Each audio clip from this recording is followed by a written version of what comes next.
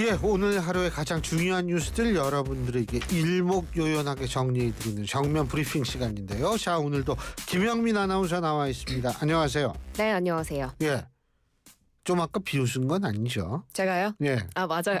비웃는데요. 아닙니다. 오늘 여기서 접읍시다. 아유, 오늘하고 수고했어요. 고생하셨습니다. 아니 우선 첫 번째 이 좀 아까 뉴스 봤는데 대북 확성기 방송 전면 중단됐다 그러죠? 네, 맞습니다. 이재명 대통령이 오늘 오후 2시를 기해서 대북 확성기 방송 중지를 지시했다라고 대통령실에서도 입장을 밝혔는데요. 군 당국이 지난해 6월부터 재개를 했던 대북 확성기 방송을 오늘 한 1년여 만에 중단을 한 것으로 전해집니다. 이재명 대통령이 남북관계 복원 그리고 한반도 긴장 완화를 위해서 이 확성기 방송 중단을 현실화 죄송합니다. 괜찮아요. 네, 현실화한 것으로 비웃는 것보단 나아요. 네, 다행이에요. 북한의 적대적이었던 이 남북 관계를 좀 개선하자라는 메시지를 보낸 것으로 풀이가 되고요.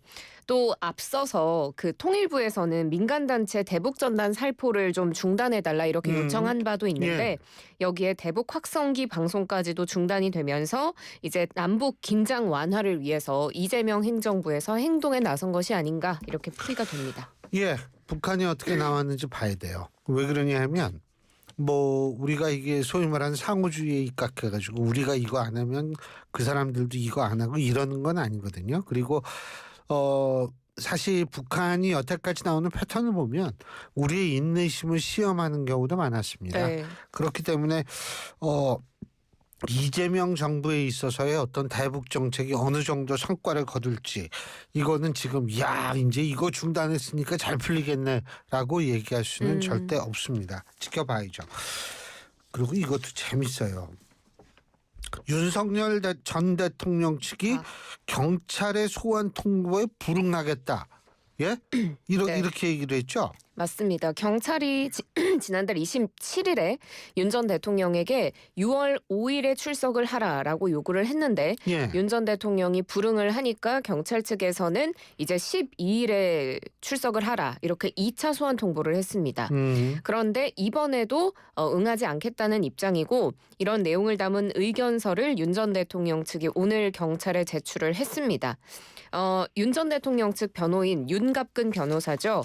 의견서에서 경찰 수사 대상인 내란죄 혐의와 그 과정에서 있었던 대응과 관련해서 조목조목 반박을 했는데 이게 단순히 출석 요구에 불응하는 것을 넘어서서 경찰이 적용한 혐의 자체를 부정하는 그런 취지였습니다. 사실이 아닌 부분이 피의 사실로 공표되고 있고 전혀 소명되지도 않은 상태에서의 출석 요구는 정당한 사유가 없기 때문에 충분한 수사를 거친 뒤 다시 검토가 필요하다. 이런 입장입니다. 윤석열 전 대통령이잖아요. 그러면은 일단 민간인 우리와 똑같은 국민의 신분으로 돌아갔어요. 네. 그죠? 그러면은 우리도 경찰에서 무슨 일 때문에 소환하면 조목조목 그거 아직은 소명되지도 않은 상태에서 출석할 이유가 없다 그러면 경찰이 예, 죄송합니다. 그렇게 하는지 되게 궁금해지네요. 예? 근데 조사를 거부하는 것도 아니라며요. 네, 그렇습니다. 조사 방법이 재밌네. 이제 출석이 아니라 서면 조사도 있고 그렇지 않느냐 이런 취지인데요. YTN과의 전화 통화를 했었을 때도 윤 전 대통령 측은 경찰의 망신 주기식 출석 요구는 부당하다. 라면서 조사 자체에 대한 불응은 아니다라는 입장을 전했습니다. 그리고 이런 가운데 윤 전 대통령 측이 이렇게 소환 조사에 불응하는 게 내란 특검법이 또 영향을 준 것이 아니냐라는 해석도 일각에서 나오는데요. 일단 특검이 출범을 해서 모든 수사를 진행할 거기 때문에 윤 전 대통령이 지금 상황에서 굳이 경찰 조사에 응할 이유가 없다라는 해석입니다. 경찰은 이제 의견서를 검토해서 3차 출석 요구 여부를 포함해서 다양하게 대응 입장을 정할 방침인데요. 일단 특검 진행 상황과는 별개로 경찰은 경찰이 할 수 있는 것을 하겠다. 이런 입장입니다. 다 좋아요. 다 좋은데 일반 국민의 입장에서 볼 때 법 앞에 평등한 거 아니에요? 모든 국민은? 네. 일반 국민의 입장에서 볼 때 이거는 지금 상황 논리도 자기네 쪽에 해석하는 거 아니에요? 예, 그렇습니다. 해석에 따라서 공권력의 집행에 대해서 나름대로 의견을 제출하면서 이거는 좀 아니지 않나? 좀 기다려 봐야 되는 거 아니야? 이렇게 얘기를 할 수 있는지는 전 진짜 모르겠어요. 경찰 체포영장 신청할까요? 실제로 출석에 불응을 하게 되면 3차 출석을 요구한 뒤에 신병 확보를 시도할 수도 있을 겁니다. 통상적으로는 보통 피의자가 합당한 이유 없이 3차례 이상 출석에 불응을 하면 체포영장을 신청하기 때문에 통상적으로 비춰봤을 때는 가능성도 있지만 그런데 또 경찰 입장에서 체포영장이라는 카드를 섣불리 꺼내기에는 또 쉽지 않다는 것이 다양한 좀 지배적인 해석이더라고요.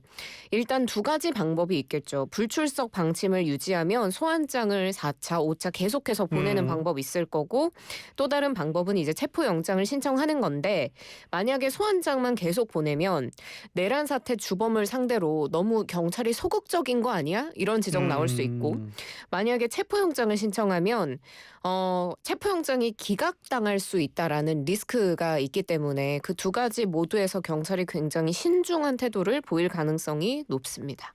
영민 아나운서 청와대 가봤어요? 관광. 근처는 가봤는데 안은 안 들어가봤어요. 근처야. 난 근처에서 태어났어요. 됐어요? 진짜예요, 진짜. 근데 안에 안 들어가봤어요? 안에는 안 들어가봤습니다. 젊을 때 열심히 일하는 건 되게 좋아요. 네. 벌 수 있을 때 벌어야죠. 그럼요. 그래도 쉴 땐 좀 쉬어가면서 해야죠. 네, 그렇죠. 예? 청와대도 가보고 이제 좀 있으면 이전하면 못 봐요. 빨리 이거. 들어가 봐야 되겠네요. 예? 근데 저는 사실 청와대로 이전하는 게 가장 합리적인 방법이라고 생각을 해요. 일각의 대선 때에는 세종시로 간다 이런 얘기를 했는데 그거 쉽지 않습니다. 개헌에 관한 문제에 걸릴 수도 있고 관문도시란 입장에서부터 쉽지가 않은데 청와대 가는 거 좋습니다. 그런데 이게 비용 저는 이거에 있어서는 비용 문제 큰 건 아닐 것 같아요. 다시 돌아가는 거에 있어서. 네. 얼마나 든대요 근데? 이재명 정부에서 용산 대통령실을 청와대로 이전하기 위해서 예비비 259억 원을 확보했다라는 소식인데요. 강유정 대통령실 대변인 브리핑에서 이렇게 말했습니다.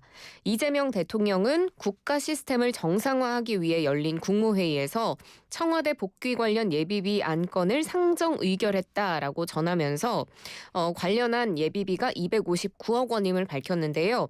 여기서 이제 용산 대통령실로의 이전 예비비와 비교를 하게 되잖아요. 맞아요. 용산 대통령실 이전 예비비가 378억 원이었는데 여기에 69% 수준이므로 119억 원 가량을 줄인 것이다라고 설명을 했습니다. 업체 선정은 공정하고 투명한 방식으로 하고 사무실 배치도 소통을 강화할 수 있도록 배치할 예정이라고 밝혔고요. 청와대로의 복귀는 업무 시간이 아닌 주말과 휴일을 이용해서 순차적으로 진행될 예정이라고 밝혔습니다. 근데 연합뉴스에서 얘기하는 거 보면 더불어민주당 윤건영 의원 이분이 청와대에 있었거든요. 이제는 문재인 정권 때.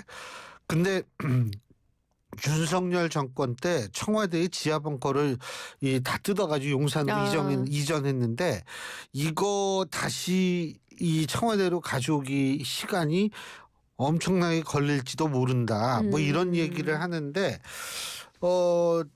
저는 어쨌든 시간이 걸리더라도 갈 거는 가야겠죠. 그런데 청와대가 그동안 민간인 일반 사람들한테 개방이 됐죠. 그죠? 네. 그러면은 이거 이제 준비하면은 여기 이제 관광 못 가는 거죠. 그죠? 네, 그렇습니다. 네. 아주 더워지기 전에 좀 다녀오시는 게 좋겠다는 생각이 드는데요. 이 일반인에게 개방이 됐던 청와대 관람 시간이 이전 작업을 위해서 좀 조정이 됩니다. 7월 14일까지는 현행 관람 방식을 유지하고요. 7월 16일부터 31일까지는 예약 인원과 관람 동선 등을 조정해서 운영한다고 밝혔으니까 일단 7월 14일까지는 좀 안심하고 편하게 다녀오셔도 될 것 같고요. 8월 1일자로 청와대 보안 점검 등을 위해서 관람이 중단이 됩니다. 이 청와대 복귀가 완료되면 관람이 재개될 방침이라고 합니다. 아니 우리 청취자 여러분들도 시간 되시면 여기 못 가기 전에 뭐 한번 가보시는 것도 나쁘진 않죠. 저도 청와대를 뭐 전체를 다 본 건 아니고 그 과거에 노무현 정부 때 한번 들어가서 식사를 해본 적이 있거든요. 네.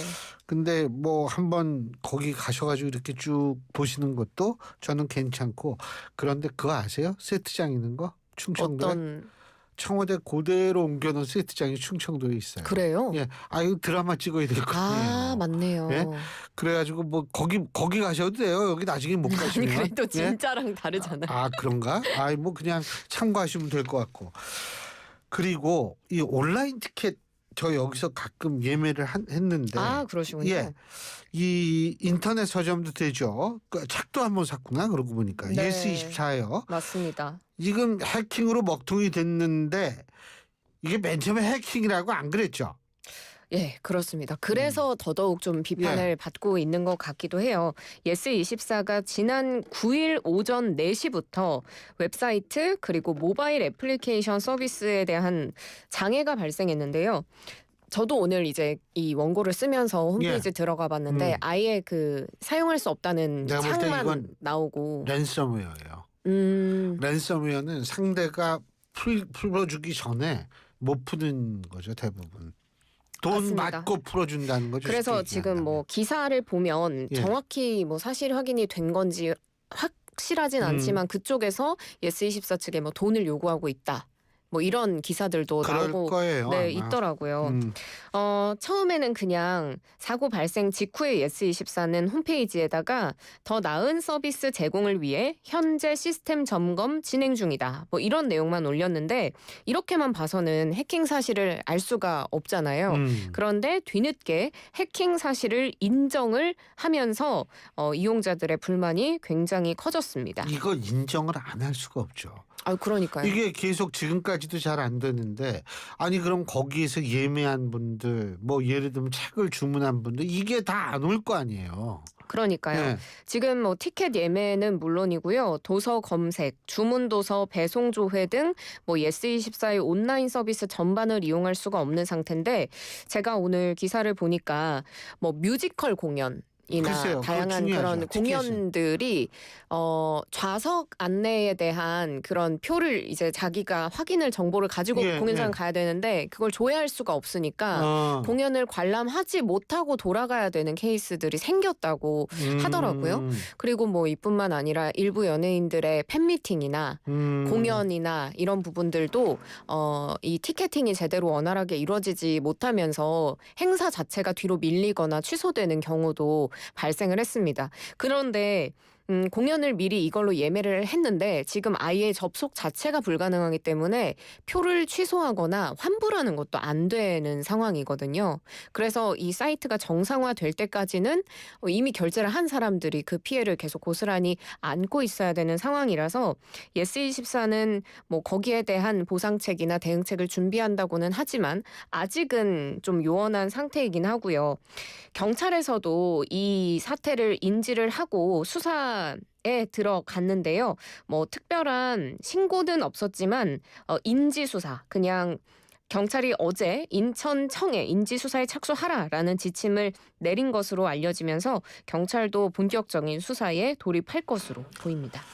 예, 제가 볼 때 이거 꼭 잡아야죠. 근데 쉽지는 않겠지만 어쨌든 이런 일이 계속 이게 발생하면 곤란하잖아요. 네, 그러니까 맞습니다. 꼭 좀 잡았으면 좋겠습니다. 그리고 아이고 참 오늘 수고하셨어요. 고맙습니다. 네, 고맙습니다. 예, 김영민 아나운서였습니다. 고철거래 새로운 패러다임